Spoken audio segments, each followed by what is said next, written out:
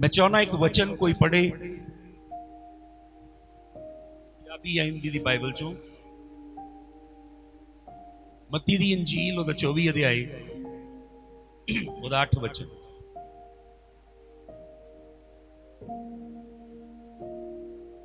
Hallelujah. ਅੱਜ ਦੀ ਰਾਤ ਜਿਉਂਦਾ ਪਰਮੇਸ਼ਵਰ ਤੁਹਾਡੇ ਨਾਲ ਗੱਲਾਂ ਕਰੇਗਾ। ਹਾਲੇਲੂਇਆ। ਤੁਸੀਂ ਕਿਸੇ ਮਨੁੱਖ ਦਾ ਪ੍ਰਵਚਨ ਸੁਣਨ ਲਈ ਨਹੀਂ ਆਏ, ਜਿਉਂਦੇ ਪਰਮੇਸ਼ਵਰ ਦੀਆਂ ਗੱਲਾਂ ਸੁਣਨ ਲਈ ਆਏ ਹਾਂ। ਹਾਲੇਲੂਇਆ। मत्ती 24 ਦਾ 8 पढ़िए। हालेलुया। ये सब बातें पीड़ाओं का आरंभ होंगी।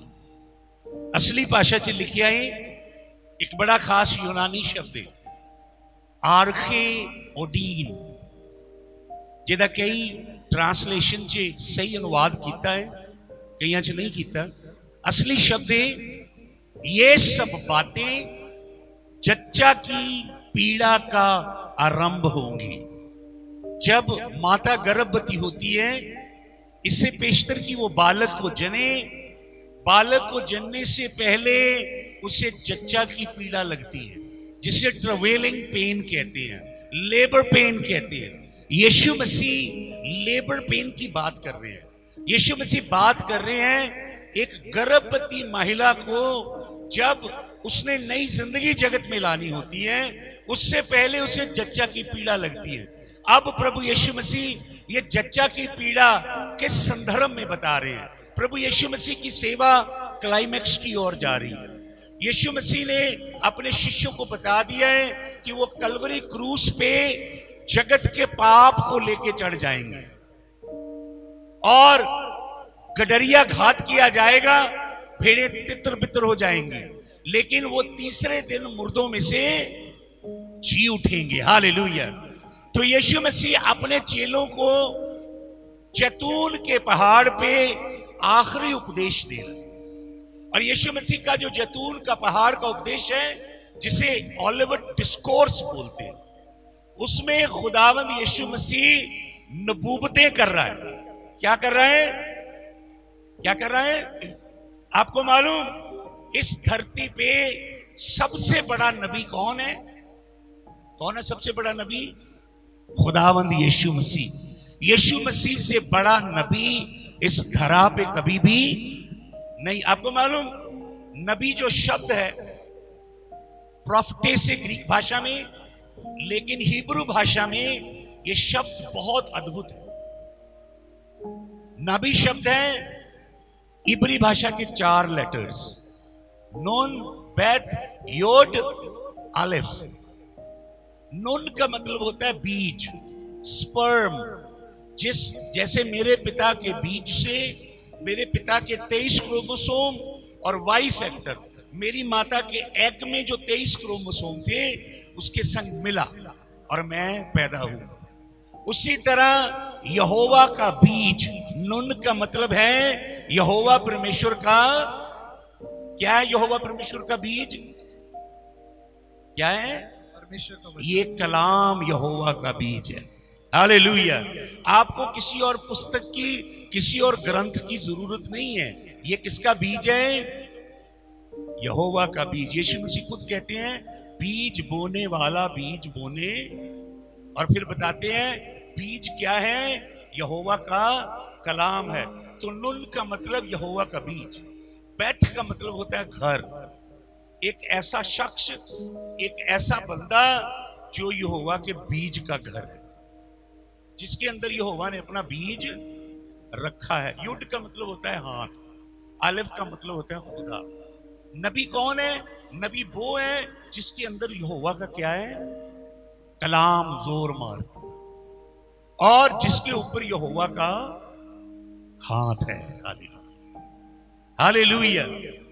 उसको क्या बोलते हैं? नबी बोलते। आपको मालूम, 3 सूरतों में नबी पैदा होता है।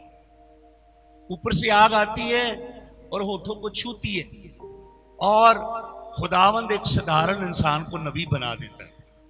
फिर लिखा है दबार हा एलोहीम, हिब्रू में यहोवा का कलाम आता है एक साधारण गडरिये के पास किसान के पास, एक आम व्यक्ति के पास, और यहोवा का कलाम उसे नबी बनाता है।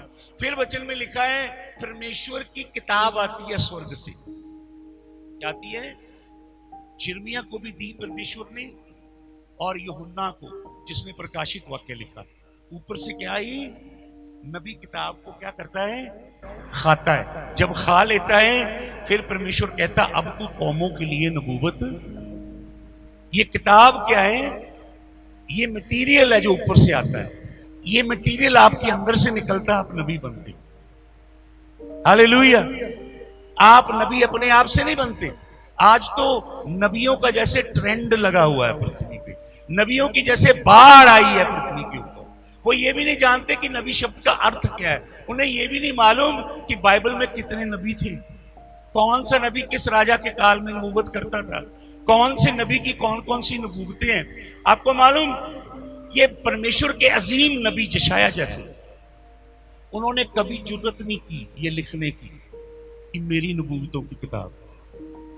ये जुर्रत नहीं की उन्होंने, क्योंकि नबूवत कभी किसी इंसान की, नबूवत इज अ डिवाइन ऑरेकल, स्वर्ग से उतरने वाला एक कलाम है।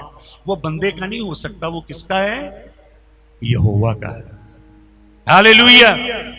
इसलिए बंदे का ये कहना कि मेरी नबूवतों की पुस्तक, ये समझ लीजिए बुद्धि ना होने की निशानी है।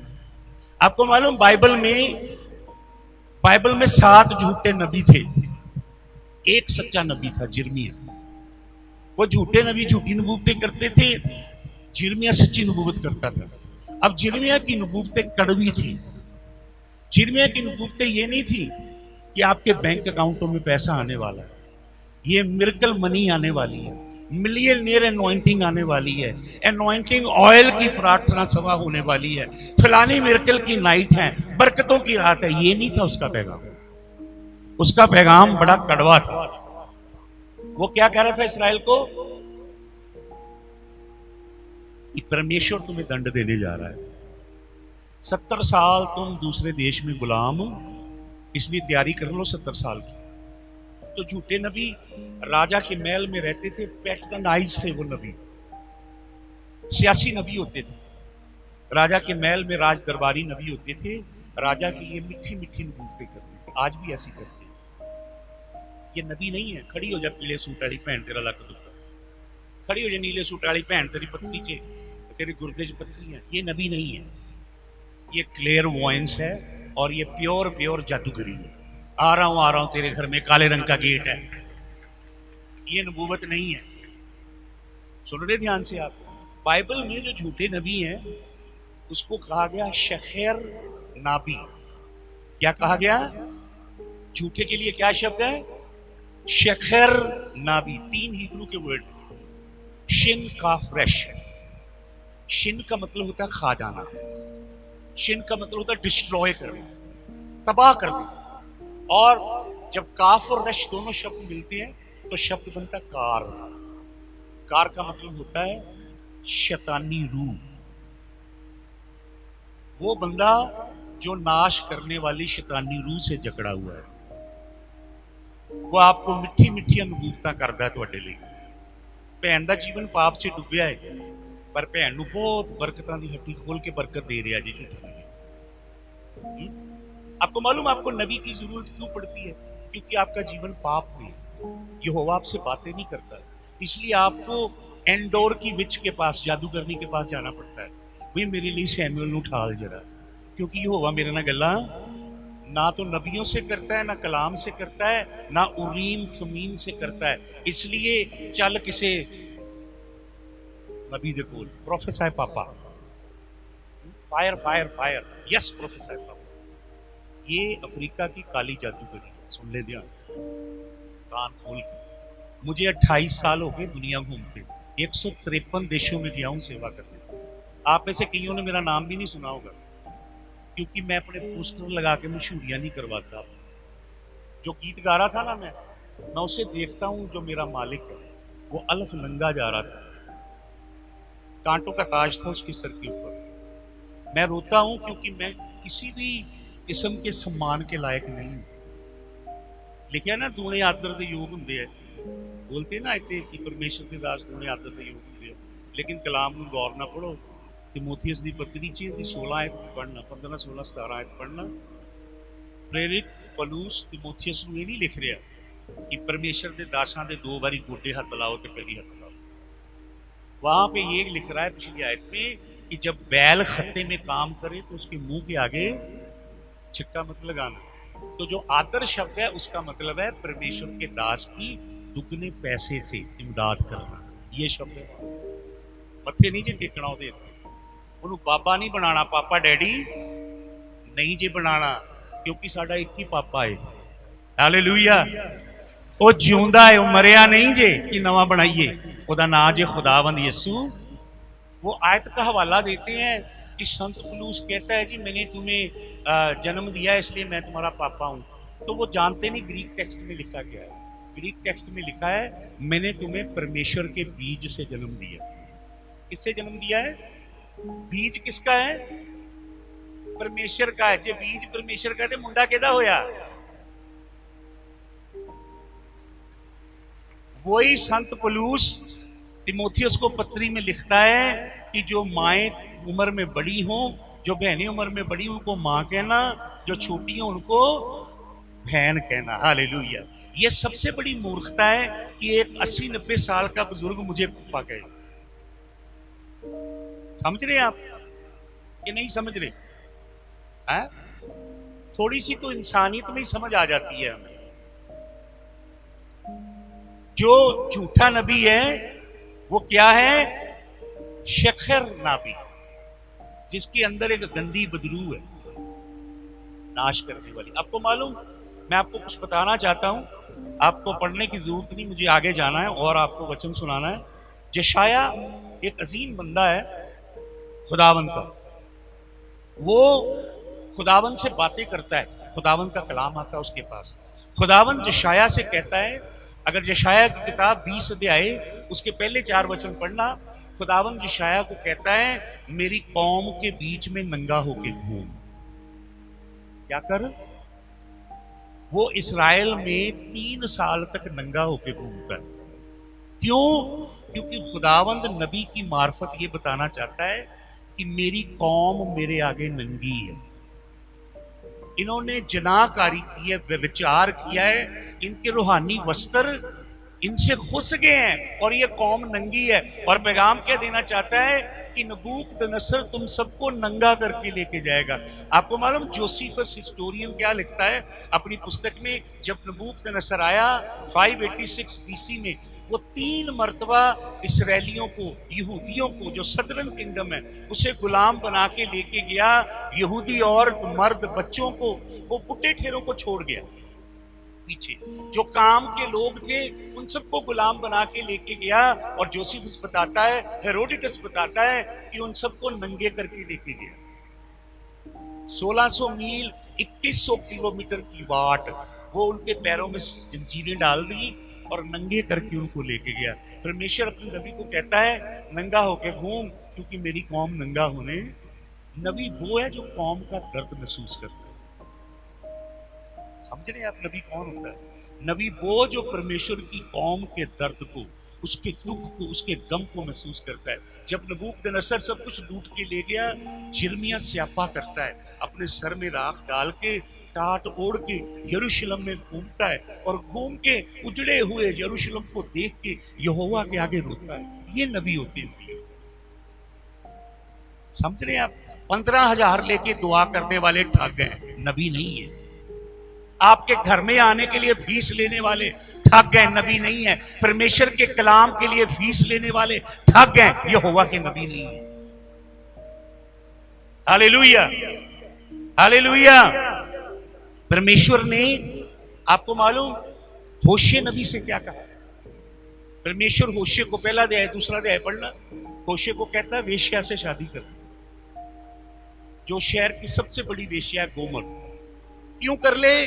क्योंकि यहोवा नबी को यह बता रहा है इजराइल भी मेरे सामने वेश्या है। यिर्मयाह की मार्फत कहता है पहाड़ों पे जाके वेश्यावृत्ति करती है इजराइल, ऊंचे स्थानों पे जाके वेश्यावृत्ति करती है इस्राएल। मेरी प्रजा, मेरी कौम जो मेरी तीमी थी, पत्नी थी, वो वेश्या हो गई। तो तू भी वेश्या से शादी कर। फिर परमेश्वर से कहता है वेश्या ने जो जनाकारी की औलाद पैदा की है उसे अपना नाम दे, और फिर कहता है अब इस वेश्या में से अपनी औलाद पैदा कर। फिर वो वेश्या होशे को छोड़ के चली जाती है, वो दोबारा अपना गंदा काम करती है वेश्यावृत्ति का। यहोवा उससे कहता है जा उसको वापस लेके आ। तो नबी को क्या दिखा रहा है? यहोवा का दिल। ये नबी है। मैं शुक्र करता हूं कि मैं इन नबियों की औलाद हूं। मैं आज के ठगों की औलाद नहीं। मैं उन्हें पापा डैडी नहीं कहता, मैं उन्हें ठग कहता हूं। क्यों कहता हूं? क्योंकि कलाम कहता है। क्या कहता है? परमेश्वर का दास पुलूस उनके नाम लिखता है ठगों के। पढ़ लेना वचन में, 5 बंदों के नाम लिखे उसने। तुसी कहते ना नहीं जी ना नहीं लेना चाहिए। जैसे प्रेरित पुलूस को तो पवित्र आत्मा गाइड नहीं कर रहा था, उसने नाम लिखे उनके, हाइमेनियस के, फाइलेजस के, सिकंदर ठठेरिये के, जो ठग थे, प्रभु के खादम नहीं थे। Hallelujah, hallelujah. परमेश्वर जिर्मिया को क्या कहता है? जिर्मिया को कहता है you will have no wife, तेरी कोई पत्नी नहीं होगी। यू वोंट मैरी, क्योंकि मेरी भी कोई तीवी नहीं है। हालेलुया। ये है नबी। और इज़िकियल सबसे जवान था, और इज़िकियल की मंगनी हुई, इज़िकियल की शादी हुई, नई नई शादी हुई, और असीरी में चला गया। तो यहोवा क्या कहता है इज़िकियल को? यहोवा जिर्मिया से कहता है तेरी बीवी नहीं होगी। पढ़ लेना जिर्मिया 16 का 1 और 2। और इज़िकियल से कहता है 24 अध्याय के 15 से 18 वचन में कि तेरी बीवी को मैं मारने जा रहा हूं। तू रो नहीं सकता, तू स्यापा नहीं कर सकता, तू सिसकी तो लेना पर आवाज नहीं निकलनी चाहिए। क्यों? क्योंकि परमेश्वर कह रहा है कि हुण मेरी भी दीवी मर गई है। परमेश्वर दा बनी इसराइल दे नाल रिश्ता है एक पति दा ते पत्नी दा। परमेश्वर प्रभु यीशु मसीह जिहड़ी मैं आयत तुहानूं पढ़वाई मत्ती 24 दी 8 दे विच, परमेश्वर जो प्रभु यीशु मसीह जो भविष्यवाणियां दे रहा है, यीशु मसीह दी भविष्यवाणियां इजराइल दे लेंस दे विचों दी निकल रही है।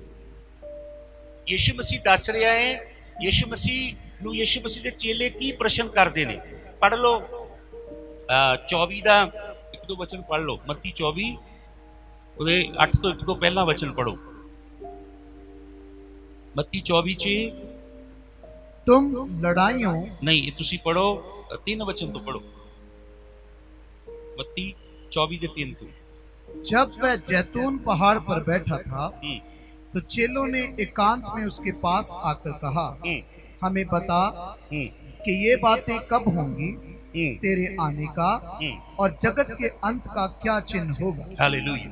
यीशु ने 3 बातें हैं, मैं एक ही गल ते अज गौर करनी है। ਉਹਦੇ 7 ਲੱਛਣ ਨੇ ਜਿਹਦੇ ਜੋ 3-4 ਸ਼ਾਇਦ ਮੈਂ ਤੁਹਾਨੂੰ ਦੱਸ ਸਕਾਂਗਾ। ਯीशु ਮਸੀਹ ਨੂੰ ਪੁੱਛਦੇ ਨੇ ਜਗਤ ਦੇ ਅੰਤ ਦਾ। ਇਹ ਜਿਹੜਾ ਜਗਤ ਚੱਲ ਰਿਹਾ ਇਸ ਵੇਲੇ, ਅੰਗਰੇਜ਼ੀ ਦਾ ਸ਼ਬਦ ਹੈ ਏਜ, ਗ੍ਰੀਕ ਵਰਡ ਹੈ ਐਓਨ। ਦਿਸ ਡਿਸਪੈਂਸੇਸ਼ਨ, ਇਹ ਜਿਹੜਾ ਸਮੇਂ ਹੈ ਅਨੁਗ੍ਰਹਿ ਦਾ ਸਮੇਂ, ਇਹਦੇ अंत ਦੇ ਕੀ ਲੱਛਣ ਹੋਣਗੇ? यीशु मसीह से पूछते हैं क्या चिन्ह होंगे। तो प्रभु यीशु मसीह चिन्हों को बयान करते हैं। और पढ़िए आगे क्या कहते हैं प्रभु यीशु मसीह। यीशु ने उनको उत्तर दिया सावधान रहो, कोई तुम्हें ना भरमाने पाए। हालेलुया। सबसे पहले यीशु मसीह ने मत्ती में, मरकुस में और लूका में और यूहन्ना में भी कही ये बात। यीशु मसीह ने कुल मिला के 5 बार ये बात कही।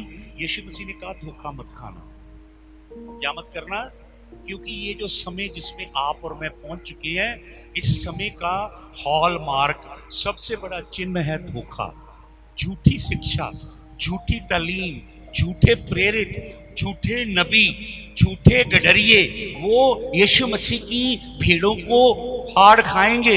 इस तरह का एक भ्रम से भरा, धोखे से भरा।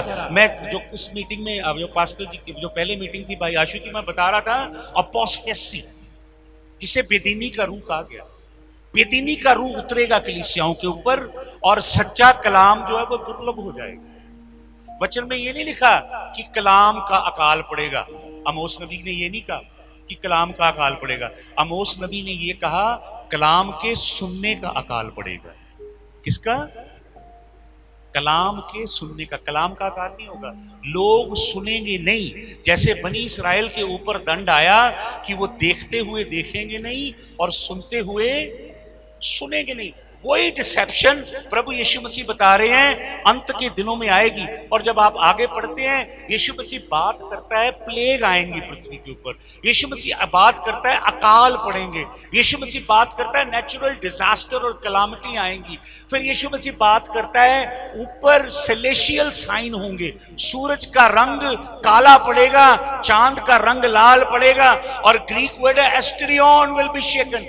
एस्ट्रियन का मतलब तारे, जो डेब्रीज है ऊपर, वो जमीन के ऊपर टूट के गिरेगी। प्रभु यीशु मसीह 4 बातें बताता है जो पूरी बाइबल के अंदर है, जिसे लगभग 90% मसीहत नहीं जानती। इस वचन के अंदर, मैं उस मीटिंग में बता रहा था, ये वाचा है। ये क्या है? ये कवनेंट है। इसका नाम बाइबल तो 3री सदी में पड़ा है। बाइबल कोई अपने आप में पवित्र शब्द नहीं है। बाइबल का मतलब बिबलिया, बिबलॉस, बाइबल का मतलब किताबों का संग्रह। अगर आप फिजिक्स, केमिस्ट्री, बायोलॉजी, बॉटनी सारी किताबों को इकट्ठा करके बांध दो, उसे भी बाइबल कह सकते हो। ये है कवनेंट, बेरशीत, वाचा, ग्रीक में डियाथेके और लैटिन में टेस्टमेंटम। ये करारनामा परमेश्वर ने आपके और मेरे साथ यीशु मसीह की मार्फत बांधा है।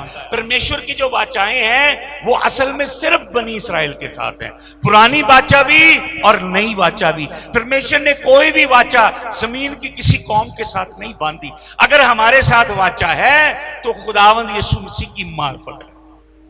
तो वाचा में क्या कहता है परमेश्वर? 70 आयतें हैं, आप ढूंढ के पढ़ना। अगर आप इंटरनेट यूज करते हो, गूगल सर्च करना, 4 बातें परमेश्वर कहता है। आप पढ़ सकते हो यिर्मयाह 24 के 10 में, इज़िकियल 24 के 14 के 21 में, और आप पढ़ सकते हो गिनती की पुस्तक 14 के 12 में। परमेश्वर बनी इस्राएल से क्या कहता है? सुनना गौर से। परमेश्वर कहता है अगर तुम मेरी आज्ञा नहीं मानोगे, अगर तुम मेरे हुक्मों पे नहीं चलोगे, अगर तुम मेरी वाचा को पांव के नीचे रौंदोगे, परमेश्वर कहता मैं तुम्हारे बीच में तलवार भेजूंगा। क्या भेजूंगा? तलवार। फिर परमेश्वर कहता मैं तुम्हारे बीच में अकाल भेजूंगा। फिर परमेश्वर कहता मैं तुम्हारे बीच में मरी भेजूंगा, जिसे हम प्लेग कहते हैं या पेस्टिलेंस कहते हैं। कौन कहता मैं भेजूंगा? कौन कहता है? प्लेग शैतान नहीं भेजता।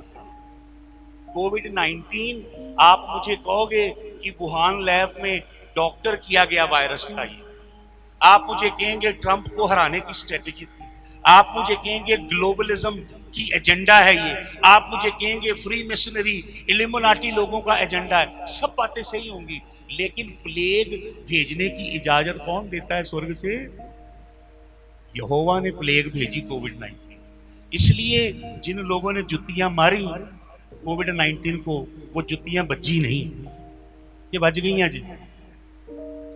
जे यहोवा प्लेग भेजेगा, ਤੁਹਾਡੇ ਕੋਲ ਆਥੋਰਾਈਜੇਸ਼ਨ ਨਹੀਂ ਹੈ ਜੁੱਤੀ ਮਾਰਨ ਤੇ ਨਾ 31 ਮਾਰਚ ਨੂੰ ਬੰਦ ਕਰਾ ਸਕਦੇ ਜੇ ਤੁਸੀਂ। ਤੁਹਾਡੀ ਕੋਈ ਨਹੀਂ ਜੇ ਸੁਣਦਾ ਉੱਤੇ। ਇੱਥੇ ਬੰਦੇ ਜ਼ਰੂਰ ਲਾਏ ਹੋਣਗੇ, ਫੈਨਸ ਆਫ ਫਲਾਣਾ, ਫੈਨਸ ਆਫ ਧਮਕਾਣਾ। ਉੱਤੇ ਨਹੀਂ ਚੱਲਦੀ ਕੋਈ, ਉੱਤੇ ਚੱਲਦੀ ਜੇ ਧਰਮੀਆਂ ਦੀ, ਪਵਿੱਤਰ ਜਨਾਂ ਦੀ। ਹਾਲੇਲੂਇਆ। ਯਹੋਵਾ ਦੇ ਤਾਲਿਬਾਂ ਦੀ, ਯਹੋਵਾ ਦੇ ਸੱਚੇ ਖਾਦਮਾਂ ਦੀ। हालेलुया। तो प्रभु कहता है मैं प्लेग भेजूंगा, तलवार भेजूंगा, मैं अकाल भेजूंगा, मैं प्लेग भेजूंगा। अगर तुम फिर भी बाज नहीं आए तो मैं जंतु भेजूंगा। क्या भेजूंगा? अंग्रेजी में लिखा बीस्ट। ये अगर आप समझ के 4 बातें, आपको पूरी बाइबल खुल जाएगी आपके याद। 70 बार मूसा की 5 किताबों से लेके मलाकी की किताब तक 70 बार यहोवा ने ये बात कही। क्या बात कही है? कि अगर मेरे हुक्मों के संग नहीं चलोगे तो तलवार आएगी, अकाल आएगा, मरी आएगी, और मरी के बाद क्या आएगा? बीस्ट। ये बाइबल जंतुओं से भरी है। देखेंगे और से, दानियल की किताब पढ़े, शेर है, चीता है, भालू है। शेर को उकाब के पंख दिए गए हैं, चीते को अलग रचना दे दी गई है। एक और जंतु निकल रहा है, 10 सिर 7 सिंग हैं, मुकुट रखे हुए हैं, एक और सिंह बीच में निकल रहा है। ये क्या चीजें हैं सब? ये बीस्ट हैं। बीस्ट का मतलब क्या होता है? जमीन पे राज करने वाली सल्तनतें, बादशाहियां, किंगडम। हालेलुया।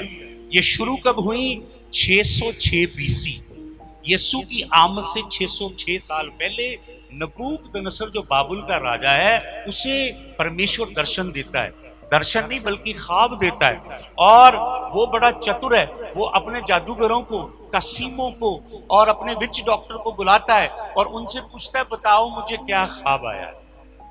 किसी को कुछ भी पता नहीं, लेकिन एक अजीम खादम है खुदा का जिसका नाम है दानियल, जिसके अंदर कलाम में लिखा है spirit of excellence dwells in him.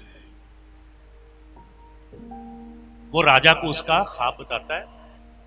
एक मूर्ति है जिसका सिर कैसा है? सोने का है। ये जो चेस्ट और बाजू कैसी है? चांदी की हैं। पेट और ये थाइस कैसी हैं? पीतल की हैं। ये जो नीचे टांगे हैं कैसी हैं? लोहे की हैं। लेकिन जो पैर हैं वो कैसे हैं? लोहे के और मिट्टी के मिक्स हैं। और आप जानते हो लोहा और मिट्टी कभी आपस में मिलता। ये जो दर्शन है इसके अंदर पूरी बाइबल छिपी हुई। ये बीस्ट है, बीस्ट किंगडम है। तो जो ये किंगडम है, दो टांगे, ये जो दो थाइस, ये ग्रीक और रोमन किंगडम। यूनान के राजा अलेक्जेंडर की बादशाही भी दो हिस्सों में बट गई थी और रोम की बादशाही भी दो हिस्सों में बट गई। एक ईस्टर्न रोम बन गया, एक वेस्टर्न रोम बन गया। ईस्टर्न रोम जो टर्की में था, कॉन्स्टेंटिनोपोलिस में, जहां से बाद में इस्लाम पैदा हुआ। वेस्टर्न रोम से Roman Catholicism, Roman Catholic church पैदा हुई। तो आप बोलेंगे ये किंगडम किधर गई? जो दानियल को दिखाई, जिसका दानियल ने अनुवाद किया, ये किंगडम यीशु मसीह के समय भी है। ये वाली कौन सी? रोमी सिपाही ने भाला मारा खुदा यीशु मसीह के। और रोमी शासक टाइटस 70 एडी में उसने यरूशलेम पे हमला किया और वो सब कुछ लूट के ले गया, सब कुछ जला दिया। जितने जूइश लोगों के सेनेटर में रिकॉर्ड थे, किताबें थी, सब उसने जला दी। उन्होंने बाद में लिखे सारे स्क्रू। और ये किंगडम जो थी रोम की, ये यीशु मसीह के समय तक सी। ਉਹਦੇ ਬਾਅਦ ਕਿੱਥੇ ਚਲੀ ਗਈ? ਉਹਦੇ ਬਾਅਦ 325 AD 'ਚ ਜਿਹੜਾ ईडिक्ट ऑफ मिलान, ਜਿਹੜੀ काउंसिल ऑफ निसिया, जिसमें कॉन्स्टेंटाइन एक दर्शन देखता है, एक क्रॉस दिखता है ऊपर, एने साइनो विंसे लेटर में लिखा था। वो अगले दिन ये ऐलान करता है कि पूरी रोम की बादशाही का जो ऑफिशियल रिलीजन है, सरकारी धर्म मसीहत होगा, ऐलान हो जाता है। तो उससे क्या हो गया? उससे खुदावंद यीशु मसीह की तमसील पूरी हुई कि स्वर्ग का राज राई के दाने के जैसा है, जिसे बोया गया और देखो वो बहुत बड़ा पेड़ बन गया। राई का दाना कभी पेड़ नहीं बनता। यीशु मसीह रोमन कैथोलिसिज्म की बात कर रहे हैं। वो बहुत बड़ा पेड़ बना और यीशु मसीह कहते हैं आकाश के परिंदों ने उसमें अपना घोंसला बनाया। अंग्रेजी की टर्म है फाउल्स ऑफ द एयर। जहां भी आकाश के परिंदे शब्द आया, पुराने नियम या नए नियम में, इसका मतलब होता है बदरूएं। बदरूओं की सारी तलीम आ गई चर्च के अंदर। समझ रहे हैं आप?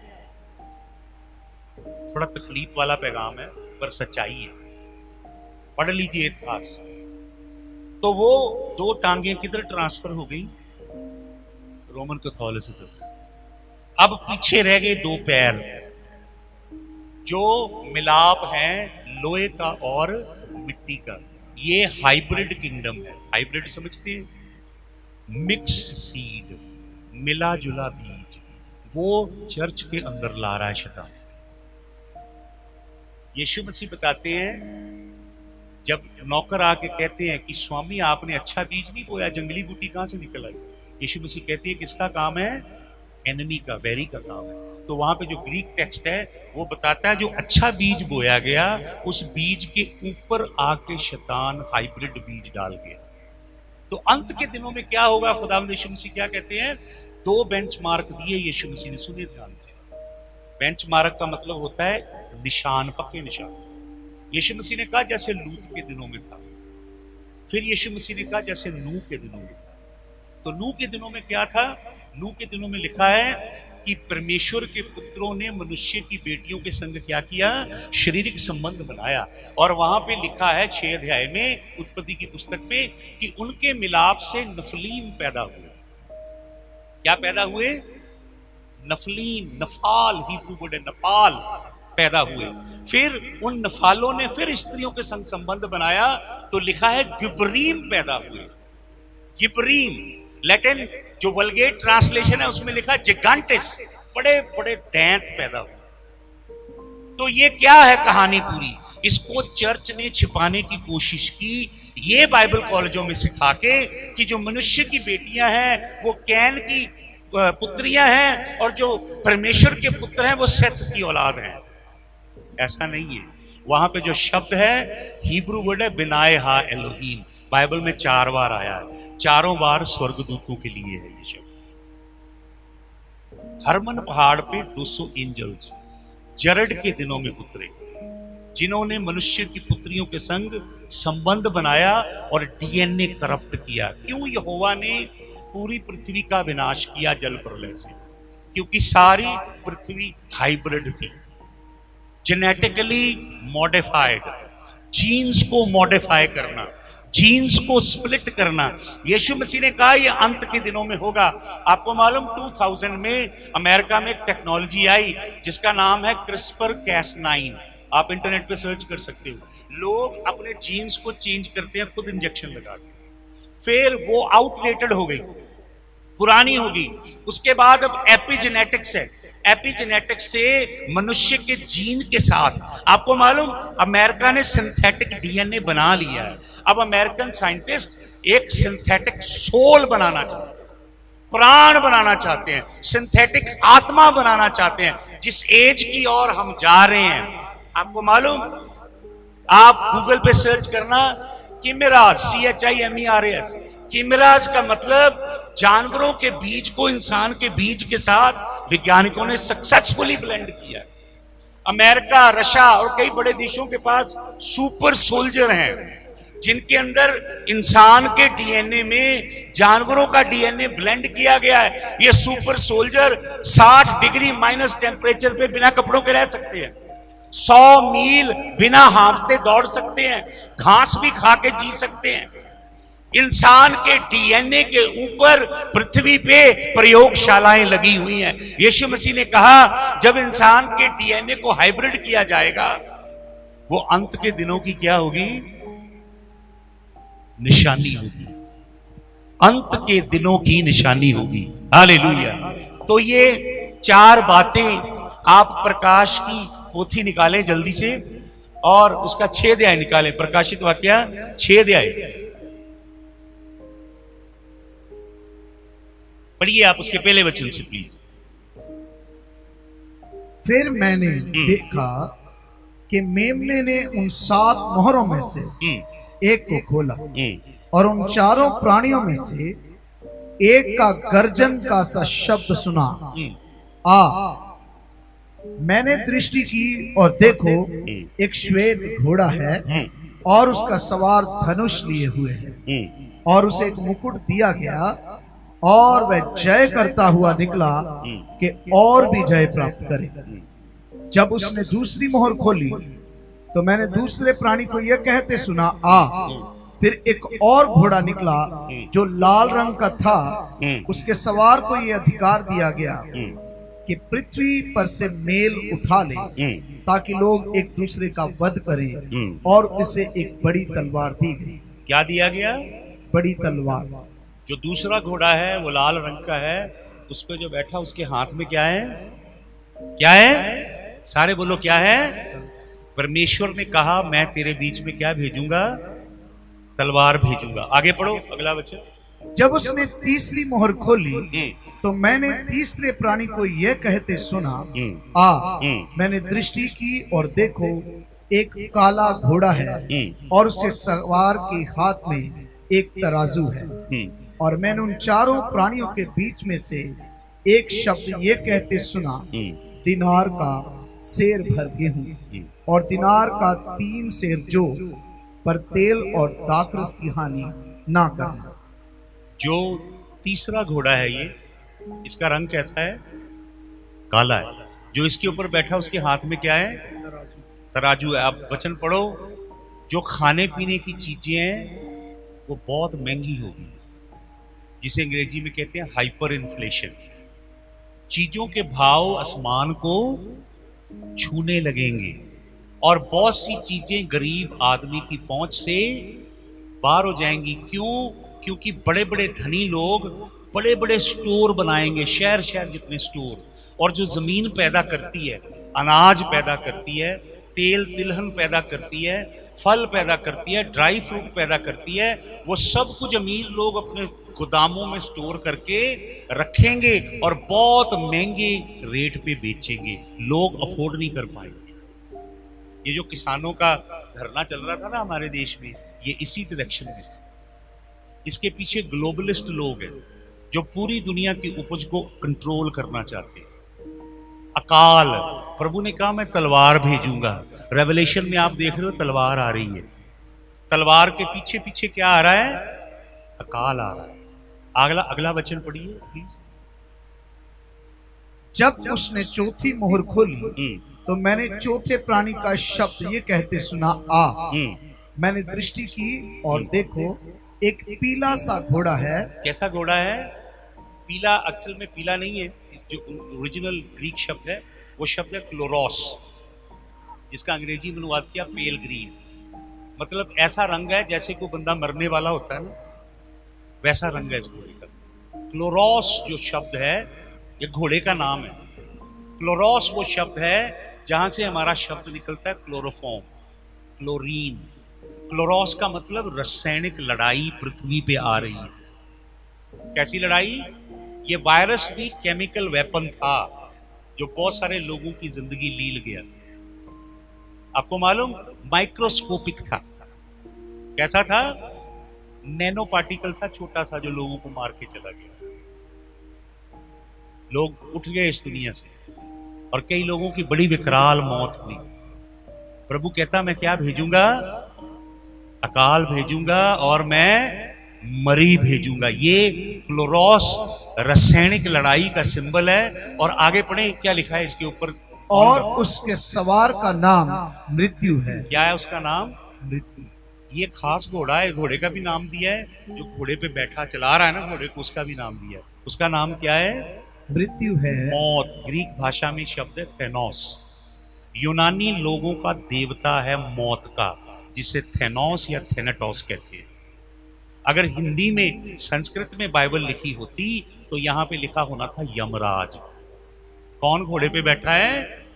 साक्षात मौत बैठी है। और आगे पढ़े क्या लिखा है? और अधोलोक उसके पीछे पीछे कौन आ रहा है? पताल। पताल एक रूह है, मौत भी एक रूह है। मैंने 2 मरतबा मौत को देखा है अपनी आंख से, लगभग 10 फीट की दूरी पे। एक रूह है मौत, और मौत एक बड़ी रूह के अंदर वास करती है जिसका नाम क्या है? पताल। ये 2 रूहें आदम से लेके हर इंसान पे राज कर रही थी। इन 2 रूहों की सत्ता कोई नहीं तोड़ सका। इन 2 रूहों का शासन कोई नहीं तोड़ सका। इन 2 रूहों को कुचलने वाला कौन है? खुदावंद यीशु मसीह। Hallelujah.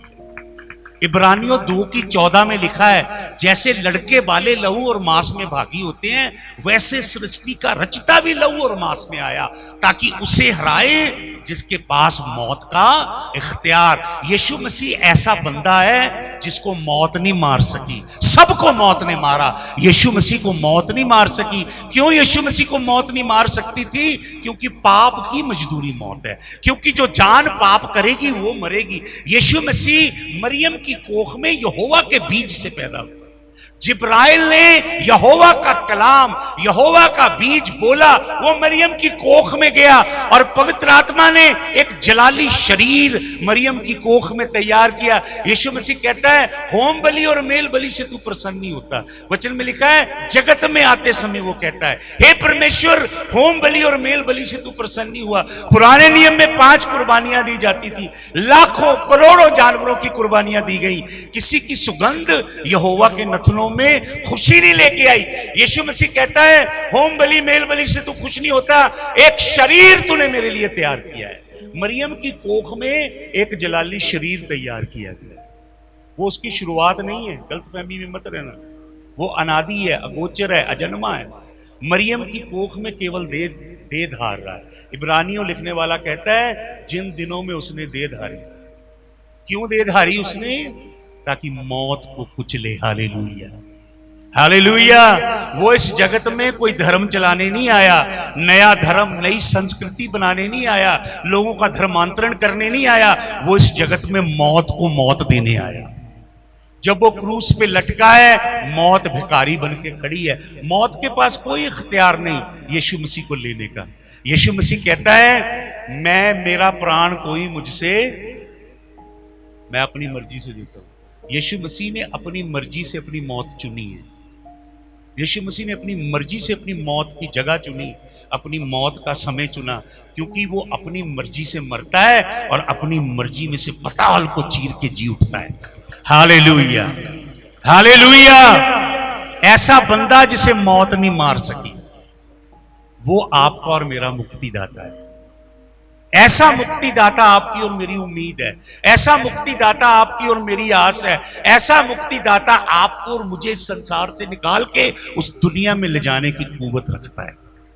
Hallelujah, hallelujah, hallelujah, hallelujah. वो जब मुर्दों में से जी उठा, अपने चेले यूहन्ना पे प्रकट हुआ। यूहन्ना उसके जलाल को देख के मुर्दों की तरह गिर पड़ा। हालेलुया। उसने अपना दाहिना हाथ उसके ऊपर रखा और उसे कहा डर मत, देख मैं अव्वल और आखिर हूं। Hallelujah, hallelujah. मैं पहला और आखिरी हूं, मैं अल्फा और ओमेगा हूं, मैं अलफ और ताब हूं। हालेलुया। देख, मौत की और पताल की चाबियां मेरे। मौत का जो घर है उसको बंद करके ताला लगा के चाबी यीशु ने अपनी जेब च रखी है। पताल नूं बंद करके ताला ला के चाबी यीशु ने। इसलिए यीशु कहता है उन्हां तो ना डरो जिहड़े शरीर नूं घात कर सकते। इसलिए मैनूं बॉडीगार्डां दी दरकार नहीं जी। Hallelujah, hallelujah. क्योंकि जेड़ा मौत ते गालिब है वो मेरे अंदर वास करता है। हालेलुया। वो जेड़ा तेरे च वास करता है, वो ओदे नालों जेड़ा जगत च वास करता है अत महान है। Hallelujah, hallelujah.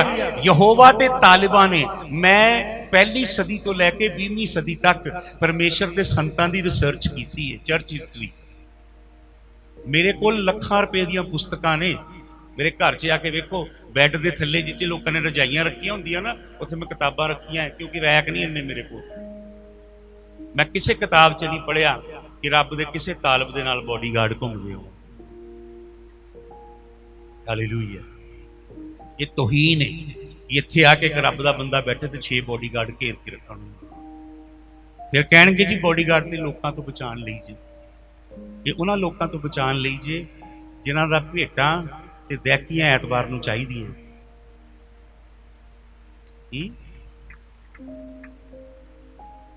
ये ब्रांड बना रहे ने, अपनी मार्केटिंग कर रहे हैं। लिखणगे जरूर यीशु जी का प्रचार, पर है नहीं। सुन रहे जी, संत पलूस कहता अनदर जीसस, कोई होर यीशु, कोई होर सुसमाचार ते कोई होर। यीशु मसीह कह रहे ये डिसेप्शन आएगी अंत दे दिनां दे विच, ते तुसीं धोखा ना खाना। यीशु मसीह इजराइल दे आयन तो दस रहा है। मैं चाहना एक वचन पढ़िए असीं जल्दी नाल, यशाया 66 अध्याय। जेड़े मेरे वचन दे 8 पॉइंट ने, उन्हां चों मैं 2 ही शायद पूरे कर सकां।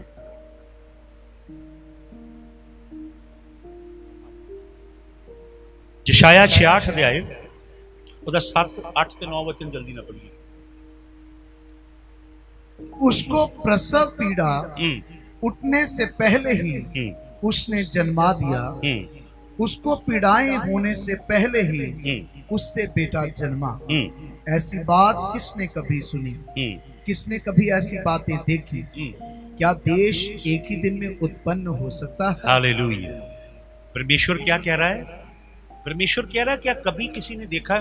जच्चा की पीड़ा के बगैर जो बच्चा पैदा होता है, वो उस पर आज विषय नहीं है। मैं आपको बताना चाहता हूं, प्रभु कहता है क्या एक दिन में एक देश पैदा हो सकता है? एक दिन में। एक दिन में बच्चे को पैदा होने के लिए 9-10 महीने लगते हैं, एक परिवार को बनने के लिए 8-10 साल लग जाते हैं। परमेश्वर कहता है क्या एक दिन में कोई राष्ट्र पैदा हो सकता है? परमेश्वर ने ये जो 4 कोड़े, कौन सा कोड़ा? पहला तलवार, दूसरा कोड़ा अकाल, तीसरा कोड़ा मरी, चौथा कोड़ा जंतु। प्रभु कहता अगर तुम किसी भी तरह नहीं माने तो मैं दूसरे राजों के अधीन कर दूंगा तुम, वो तुम्हारे ऊपर राज करेंगे। जब आपकी जिंदगी में आपके वैरी खड़े हो रहे हैं और आप पे मसले बढ़ रहे हैं, मुकदमों पे मुकदमे बढ़ रहे हैं और आपको शिकस्त मिल रही है अपनी जिंदगी में, तो समझ लेना यहोवा ने आपको जंतु के हवाले किया हुआ है। आपने यहोवा की वाचा तोड़ी। अगर तलवार आपके विरुद्ध उठ रही है तो जान लेना कि आपने यहोवा की वाचा। आज दुख की बात यह है, परमेश्वर की कौम पे तलवार लटक रही है। परमेश्वर कहता है मेरी कौम पे तलवार लटक रही है, पर झूठे नबी कहते हैं शांति होगी, तुझे तेरी आशा नहीं टूटेगी, तुझे बरकत मिलेगी, चुपचाप खड़े रहो, जो वादी निजात दे काम देखो। वो कम से कम उन्होंने ये देखो कि गोडे टेक के हाड़े पा लो यहोवा दे। कहते जी चुपचाप खड़े रहो। जिर्मिया कह रहा था सजा आ रही है, दंड आ रहा है, तो झूठे नबी, 7 झूठे नबी थे, वो कह रहे थे ये शैतान की ओर से बोल रहा है, ये यहोवा की ओर से नहीं बोल रहा। यहोवा हमारे अंग संग है, मैं क्यों डरा, परमेश्वर मेरे अंग संग है। लेकिन परमेश्वर उनके अंग संग नहीं था। क्यों? क्योंकि उन्होंने परमेश्वर की विधियों, परमेश्वर की वाचा, परमेश्वर की राहों को और परमेश्वर की व्यवस्था को पैर के नीचे रौंदा हुआ। तो झूठे नबियों की नबूवतें झूठी साबित हुई। जिर्मिया को क्यों पसंद नहीं किया गया? उसे जेल में डाला, उसने जो कलाम लिख के दिया राजा ने आग में जला दिया, उसे एक कुएं में डाला। अगर हिब्रू भाषा में अध्ययन करेंगे, उसके अंदर सूखा टॉयलेट था जिसके अंदर जिर्मिया को डाल दिया गया, क्योंकि वो यहोवा का सच्चा कलाम बताता। और सच्चा कलाम लोगों को पसंद नहीं है। बरकतों की दुकान खुले तो भीड़ें आएंगी, भीड़ें आएंगी। ये मिलने जा रहा है, वो मिलने जा रहा है, वो मिलने जा रहा है, ये होगा तो बहुत भीड़ें आएंगी। लेकिन जब यहोवा का सच्चा कलाम, तब लोग कम आएंगे। हालेलुया। हैं उसके तालिब, उससे प्यार करने वाले हैं, लेकिन कम है। तो परमेश्वर इन 4 आयन में पूरा कलाम घुमाता है। इस्राएली कौम बाबुल की गुलामी में चले गए, 70 साल गुलाम रहे। क्यों रहे? क्योंकि वो यहोवा की सालाना शब्दों को नहीं मानते थे। यहोवा ने कहा था 6 साल काम करना, 7वें साल जमीन को आराम करने देना। वो जमीन को आराम नहीं करने देते थे, हल जोतते थे, क्योंकि क्या करना है? नोट कमाने, नोट। हालेलुया। आपको मालूम परमेश्वर अपनी कौम को क्या सिखाना चाहता था? कि 7वें साल आराम करना, काम नहीं करना, जो खेतों में पैदा हो उसे काटने भी नहीं जाना। फिर परमेश्वर ने कहा 7 साल की 7 सब्तें, जिसे शमीटा कहते हैं, हिब्रू भाषा में बोलते हैं शमीटा, 7वां साल। ये शमीटा का साल है, आपको मालूम? 22-23 शमीटा का साल है। ये वो साल है जिसमें धरती को आराम करने दिया जाए, आज्ञा यहोवा ने दी। 7 शमीटाएं, ये 7वीं शमीटा है। इसके बाद 2023 से 24 तक जुबली शुरू हो जाएगी, योबेल जिसे बोलते हैं। 7 साल की 7 सब्तें, 7 7 49। 50वां साल केड़ा साल है? जुबली दा। ਉਹਨੂੰ उस साल यसू मसीह खड़ा होया ते नासरत विच गया ते ਉਹਨੂੰ यशाया दी किताब दित्ती गई ते ਉਹਨੇ किताब खोली ते आखिया यहोवा दा रूह मेरे, क्योंकि ਉਹਨੇ ਮੈਨੂੰ मसा कीता ताकि मैं की करा? कंगालां नूं सुसमाचार सुणावां। अज नहीं जानते पास्टर कंगालां नूं। यीशु मसीह किनके लिए आया है? कंगालां नूं सुसमाचार सुणावां। वो डायमंड पार्टनर नहीं ना बन सकते, गोल्डन जुबली पार्टनर नहीं बन सकते, सिल्वर पार्टनर। यीशु मसीह के पीछे एक बंदा आया, बहुत अमीर, उठने देख के कहता प्रभु मैं क्या करूं अनंत जीवन पाने। यीशु मसीह उसका अल्ट्रासाउंड कर देते मिनटों में, बोलते जा अपनी सारी जायदाद ते की कर, मेरी सेवकाई च बीज दे ते मैं प्लैटिनम पार्टनर बन जा। ये क्या उन्हें यीशु ने है? जे मेरे वर्गा अज का प्रचारी हुंदा उन्हें कहना सी जा सारी जायदाद बेच के मेरी मिनिस्ट्री च ला दे ते प्लैटिनम पार्टनर बन जा, सुपर प्लैटिनम पार्टनर बोलते ना, सुपर ब्लेस्ड। सुपर ब्लेस्ड का मतलब है रूहानी बरकत से भरा हुआ इंसान, केवल जिस्मानी बरकतें नहीं। हालेलुया। और हालांकि चुनाचे बाइबल में कहीं नहीं लिखा कि केवल बड़ा अमीन बोलने से बरकत मिल जाती, ऐसा नहीं लिखा। परमेश्वर के करार नामे पे चलने से बरकत मिलती है। हालेलुया। परमेश्वर की आज्ञाओं पे चित्त लगाने से, परमेश्वर की विधियों पे चलने से। तो ये चारों कोड़े पूरी बाइबल के अंदर आप देख लें, मूसा की 5 किताबों से लेकर मलाकी तक इस्राएली कौम पे पढ़ते रहे। आप सोचते हो आप एग्जाम्प्ट किए गए, आप गलत हो। मैंने प्रकाश की पोथी में से बताया आपको, ये 4 ही कोड़े चल रहे हैं कलीसिया के ऊपर। तो प्रभु कहता है कि क्या कोई कौम एक दिन में पैदा हो सकती है? आपको मालूम, ये कोड़ों की मार पड़ी इसराइल पे। 70 साल कसदियों के गुलाम रहे, क्योंकि 490 साल राजाओं ने राज किया। पहले राजे से लेके आखिरी राजा, पहला राजा दूजा राजा, पहला इतिहास दूजा इतिहास पढ़ ले। 490 साल राज किया उन्होंने, पर उन्होंने सबत मानी, जमीन पे हल चलाया, नोट कमाने। तो प्रभु ने किधर भेजा? 70 साल, ताकि 70 साल जमीन क्या करे? आराम। हिसाब तो बराबर हो जाना, जिन्ना मर्जी करी जाओ, निकल जाना जी मोरियों से। गारंटी दे रहे हैं तुम वचन। सुन लो मेरी गल गौर। उसके बाद प्रभु क्या कहता है? 26 अध्याय लेवी व्यवस्था घर जाके पढ़ना, बहुत महत्वपूर्ण है। प्रभु कहता है अगर तू फिर भी मेरी आज्ञा नहीं मानेगा, मैं 7 गुना सजा हो दूंगा। फिर भी नहीं मनेगा, 7 गुना सजा। फिर भी नहीं मनेगा, 7 गुना सजा। इजराइल की सजा 7 गुना बढ़ गई। कितनी बारी? 2 बारी। इस वजह करके उन्होंने सजा खत्म हुई 14 मई 1948।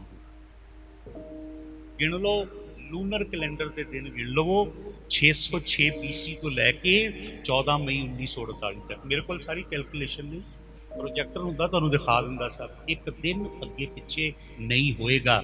पृथ्वी ते आकाश टलणगे, पर यहोवा दा कलाम कदे टलेगा? एक कलाम कदे नहीं टलेगा। हालेलुया। धरती ते आकाश टलणगे, पर एक कलाम कदे टलेगा? उन्होंने यहोवा कहता मैं तुहानूं दर बदर कर देवांगा, तुहाडे पैर ठेडे खाणगे, तुहाडे पैर दी तलियां च फोड़े हो जाणगे, मैं तुहानूं हर बीमारी दे नाल मारांगा। पढ़ो कलाम च की लिखिया, हर तरह की बीमारी का नाम लिखिया जी। वो बीमारी दे नाल तुहानूं मैं मारांगा, खाना बदोश तुहानूं कर दांगा। यहोवा कहता तुसीं अपने बच्चों नूं पका के खाओगे। इस कौम ने यह भी काम किया। क्यों? क्योंकि व्यवस्था की लानत पई जी, क्योंकि यहोवा दे कोड़े पे ने। की पे ने? कोड़े। हुण जिहड़ी मैं गल तुहानूं दस्सण जा रहा, खुदावंद यीशु मसीह आखिरी वेले यरूशलेम च गया तो यरूशलेम नूं वेख के रोंदा है। नबी यीशु वो सच्चा नबी है। सच्चे नबी रोंदे ने, सच्चे नबी स्यापा करते ने परमेश्वर की कौम के लिए। सच्चे प्रॉफिट PROFIT नहीं होंगे। प्रॉफिट आज अजकल के नबी बच जो। सुन रहे जे? अज कलाम की रोशनी यहोवा तुहाडे वल घल रहा जे। धौन सख्त ना करियो अहंकार करके, किते ये ना होए कोई ढक्कन ला के रखियो दिल ते कलाम इत्थे ही रह जे। इनू लैके जाओ अपने नाल। खोजो ये 4 कोड़े किहड़े ने जिहड़े यहोवा मारदा है। ये नहीं सिखाया लोगों ने, व्यवस्था की लानत नहीं दसी जे लोगों। झूठे सेवकां ने, झूठे गडरियां ने, झूठे प्रेरितां ने। इजराइल बाद दे विच कसदियां नूं हरा दिता पर्शियन राजियां ने। मादी ते पारसी लिखे, मीड्स एंड पर्शियंस। इजरायली उन्हां दे गुलाम हो गए। मीड्स एंड पर्शियंस नूं किन्ने हरा दिता है? Alexander the great. Greek kingdom ने हराता, वो उन्हां दे गुलाम हो गए। उहदे बाद उन्हां नूं किन्ने हरा दिता? रोम ने। वो किहदे गुलाम हो गए? जो यस्सू आया वो किहदे गुलाम सन?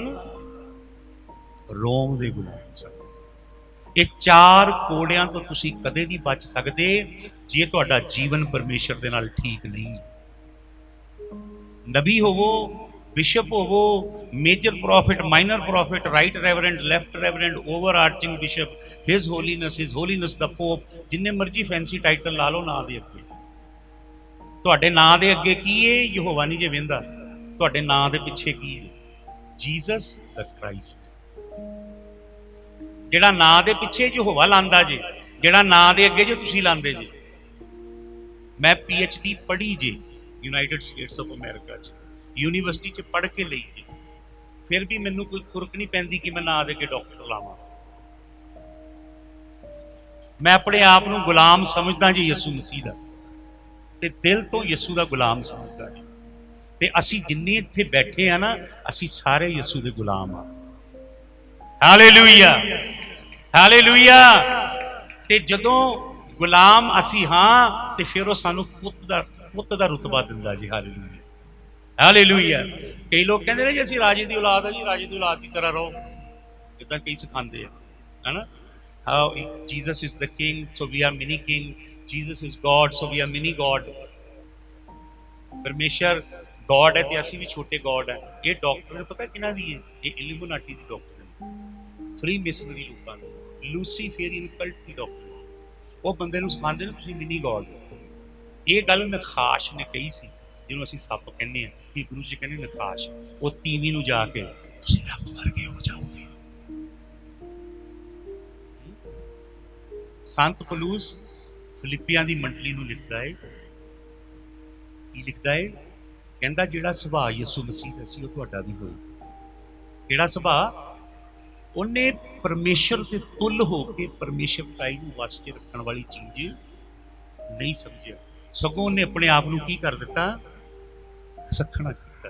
फिर लिखिया मनुख दा रूप धारिया ते नौकर बनिया। यीशु मसीह दी कॉन्डेंसेशन जिहड़ी है ना, ये एक्सप्लेन करते करते मैनूं घंटा चाहिए है, पर मैं आखिरी चीज ते तुहानूं लैके जा रहा है। लिखिया की बनिया? यीशु मसीह की बनिया? की बनिया? नौकर बनिया। नौकर दे लई शब्द जी डूलॉस। की शब्द है? डूलॉस का मतलब है चौथे दर्जे का नौकर। साडे देश च हुंदे ना 4th क्लास एम्पलॉई, चौथे दर्जे का नौकर। असल च डूलॉस का मतलब हुंदा मंडी दे विचों खरीदिया गुलाम। एक इहो जिहा गुलाम जिहदा अपना कोई ख्वाब नहीं, एक इहो जिहा गुलाम जिहदी अपनी कोई आरजू नहीं, जिहदी अपनी कोई तमन्ना नहीं, जिहदा अपना कोई विजन नहीं है, जो अपनी जिंदगी च कुछ अपना नहीं करना चाहता। ये गुलाम का इको मकसद है, जिहड़े बंदे ने इहनूं खरीदिया है ओहदी इच्छा पूरी करी। ते गुलाम की करता है? एक परना बन के लक दे नाल रहिंदा है। ते ये गुलाम का काम है अपने मालिक के पैरां नूं धोना, टोज नूं साफ करना, ते जैतून का तेल पा के पैट करना, ते वो जिहड़ा गमछा बन्निया हुंदा उहदे नाल पूंजना, टॉयलेट साफ करना, फ्लोर मॉपिंग करना, हर तरह का मीनियल गंदा काम करना। ये किहदा काम है? बंधुए गुलाम। तुहानूं पता जदों मैं मुक गई, खुदावंद यीशु मसीह की मां जिथे मट पे सन, उत्थे जाके लिखिया टैलूआं कोल गई। किहनां कोल गई? उत्थे टैलूए शब्द पंजाबी च लिखिया, बहुत करैक्ट शब्द है। ओरिजिनल ग्रीक पढ़ना। ये डूलॉस ने, जिन्होंने ये डूलॉस ने, जिन्हों को यीशु की मां गई तो उन्होंने कहती है जो यीशु कहे होई वो करना। तो यीशु उन्होंने की आखदा है? कहता मट्टां नूं नक्को नक पानी नाल। वो जिहड़े बंधुआ गुलाम ने, ये मट काहदे लई रखे सन? जिहड़े ब्याह च मेहमान आए सन उन्होंने पैर धोण दे लई। ये मट्टां दा पानी पीण वाला नहीं है, लेकिन यीशु कहता मट्टां नूं पानी नाल इन्हां ने अपना दिमाग नहीं जलाना। यीशु नूं ये नहीं कहना नहीं नहीं प्रभु ये तो पीण वाले मट नहीं। वो फटाफट उन्होंने मट्टां नूं पानी नाल। तुहानूं पता इजराइल च कुएं किस तरह के हुंदे ने, वेखना जाके। इजराइल च कई कुएं ने, इदां 10 सीढ़ियां गईयां, फिर 10 सीढ़ियां इदां गईयां, फिर 10 सीढ़ियां इदां गईयां, फिर 10 सीढ़ियां इदां गईयां, थल्ले वगदा पानी है, जिन्हों मिकवा कहते सन। जिहड़ा बपतिस्मा हुंदा सी मिकवा च हुंदा सी, उहनूं मिकवा कहा जांदा सी, कबीला कहा जांदा सी। वो हेठां जाके वगदे पानी च लिया जांदा सी। ओल्ड टेस्टामेंट यरदन के तट ते यूहन्ना बपतिस्मित हुंदा है वगदे पानी च। सो उत्थों पानी लिया के उन्होंने मट भरे, ते वचन च लिखा नक्को नक्की भर दित्ती। किदां भरे? ग्रीक टैक्सट कह रहा पानी बाहर छलक रहा। यसू मसीह लई जे कोई काम करना है ना, तो इदां ना करो कि जिद्दां बकरी दुध देवे ते मेगना पा के है। जो यसू लई काम करना तो नक्को नक करना। हालेलुया। क्योंकि वो टैलूए ने, नौकर ने, नक्को नक भरते। फिर खुदावंद यीशु मसीह कहता है एक जग भरो, तो वह पिछे एक कौंसूअर बैठा सी, जिहड़ी सभा के उत्ते अधिपति सी, जिहड़ा पारखी सी खाण पीण की चीज़ों का। ਉਹਦੇ ਕੋਲ ਇੱਕ ਮੇਰੇ ਵਰਗਾ ਨੌਕਰ ਟਹਿਲੂ ਆ, ਸਧਾਰਨ ਜਿਹਾ, ਉਹਨੇ ਅਦਨਾ ਜਿਹਾ ਜਿਹਨੂੰ ਕੋਈ ਨਹੀਂ ਜਾਣਦਾ, ਉਹਨੇ ਜੱਗ ਭਰਿਆ, ਇਦਾਂ ਭਰ ਕੇ ਤੁਰਿਆ ਜਾ ਰਿਹਾ ਹੈ। ਇਹਦੇ ਵੱਲ, ਉਹ ਬੰਦੇ ਵੱਲ। ਜਦੋਂ ਯੀਸ਼ੂ ਦੀ ਆਗਿਆ ਮੰਨ ਕੇ ਇਹ ਨੌਕਰ ਤੁਰਿਆ ਜਾ ਰਿਹਾ ਹੈ ਤੇ ਯੀਸ਼ੂ ਮਸੀਹ ਇੱਕ ਮੌਜਜ਼ਾ ਕਰ ਰਿਹਾ। ਪਾਣੀ ਦੇ ਜਿਹੜੇ ਐਲੀਮੈਂਟ ਹੈ ਨਾ, H2O, ਉਹਨਾਂ ਨੂੰ ਬਦਲ ਰਿਹਾ ਵਧੀਆ ਕਿਸਮ ਦੀ ਵਾਈਨ 'ਚ। ਹਾਲੇਲੂਇਆ। ਇਹਦੇ ਕਰਕੇ ਇੱਕ ਟਹਿਲੂ ਇਹਦੇ ਕਰਕੇ, ਤੇ ਲਿਖਿਆ ਉੱਥੇ ਇਹ ਯਿਸੂ ਮਸੀਹ ਦਾ ਪਹਿਲਾ ਮੌਜਜ਼ਾ ਸੀ ਜਿਹਦੇ ਨਾਲ ਯਿਸੂ ਮਸੀਹ ਨੇ ਆਪਣੇ ਜਲਾਲ ਨੂੰ ਪ੍ਰਗਟ। ਕਿਸੇ ਨੂੰ ਨਹੀਂ ਸੀ ਪਤਾ ਉਹ ਮੈਂ ਕਿੱਥੋਂ ਆਈ, ਪਰ ਟਹਿਲੂਏ ਜਾਣਦੇ ਸਨ। ਹਾਲੇਲੂਇਆ। ਕੌਣ ਜਾਣਦਾ ਯਹੋਵਾ ਦੇ ਭੇਦਾਂ ਨੂੰ? ਯਹੋਵਾ ਦੇ ਬੰਦੂਏ ਗੁਲਾਮ। ਹਾਲੇਲੂਇਆ। ਕੌਣ ਨੇ ਬੰਦੂਏ ਗੁਲਾਮ? ਜਿਹੜੇ ਆਪਣੀ ਮਸ਼ਹੂਰੀ ਨਹੀਂ ਚਾਹੁੰਦੇ। ਹਾਲੇਲੂਇਆ। ਉਹ ਭਾਈ ਸਾਹਿਬ ਨੇ ਕਿਹਾ ਇਦਾਂ ਦਾ ਨੋਟ ਨਹੀਂ ਕਰਨੇ, ਇਦਾਂ ਦਾ ਕਰਦੇ ਜੇ ਪਾਸਟਰਾਂ ਤੇ। ਫਿਰ ਪਾਸਟਰ ਕਹਿੰਦੇ ਨੇ ਖੁਦਾ ਦੇ ਬੰਦਿਆਂ ਦੇ ਤਾਂ ਲੋਕੀ ਜਿੰਦ ਵਾਰ ਦਿੰਦੇ ਨੇ।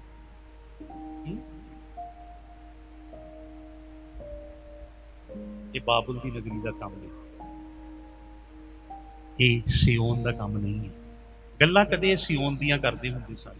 ਦੇਖੋ ਦੁਨੀਆ ਕਿੰਨਾ ਬਦਲ ਗਈ ਹੈ ਤੁਹਾਡੀ ਅੱਖਾਂ ਦੇ ਮੂਹਰੇ।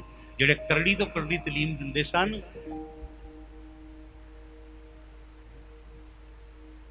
ਹਾਲੇਲੂਇਆ, ਮੁੜੀਏ ਯਹੋਵਾ ਦੇ ਕਲਾਮ ਵੱਲ, ਸੱਚੇ ਵਚਨਾਂ ਦੀ। ਟਹਿਲੂਆਂ ਦੇ ਦੁਆਰਾ ਮੌਜਜ਼ਾ ਹੋਇਆ ਪਹਿਲਾ। ਟਹਿਲੂਏ ਕੌਣ ਨੇ? ਜਿਹੜੇ ਗਮਛਾ ਬੰਨ ਕੇ ਸੇਵਾ ਕਰਦੇ ਨੇ। ਹਾਲੇਲੂਇਆ। ਗਮਛਾ ਬੰਨ ਕੇ ਤਾਲਿਬ ਬਣ ਕੇ ਯਿਸੂ ਮਸੀਹ ਦੀ ਸੇਵਾ ਕਰੀ। ਨਾ ਹੋਵੇ ਜਾਂ ਨਾ ਹੋਵੇ, ਨਾ ਨਹੀਂ ਚਾਹੀਦਾ ਸਾਨੂੰ। ਜਦੋਂ ਉਹਦੇ ਦੀਦਾਰ 'ਚ ਖੜੇ ਹੋਵਾਂਗੇ, ਇੱਕ ਝਲਕ ਜਦ ਸਾਡੇ ਵੱਲ ਤੱਕ ਕੇ ਦੇਖੇਗਾ, ਉਹ ਇਨਾਮ ਹੈ ਸਾਡਾ। ਹਾਲੇਲੂਇਆ। ਜਦੋਂ ਇਦਾਂ ਗੱਲ ਵੱਖਰੀ ਚੱਲੇਗਾ, ਤੁਸੀਂ ਦੁਨੀਆ ਕਮਾ ਲਈ ਹੈ। ਇੱਥੇ ਖਲੀਫੇ ਬਾਬੇ ਬਣ ਕੇ ਕੋਈ ਫਾਇਦਾ ਨਹੀਂ ਜੀ। ਅਸੀਂ ਖਾਕ ਆ, ਮਿੱਟੀ ਆ, ਲੋਕਾਂ ਕੋਲੋਂ ਗੋਡੇ ਹੱਥ ਪੈਰੇ ਹੱਥ ਲਵਾਉਣ ਦਾ ਕੋਈ ਫਾਇਦਾ ਨਹੀਂ।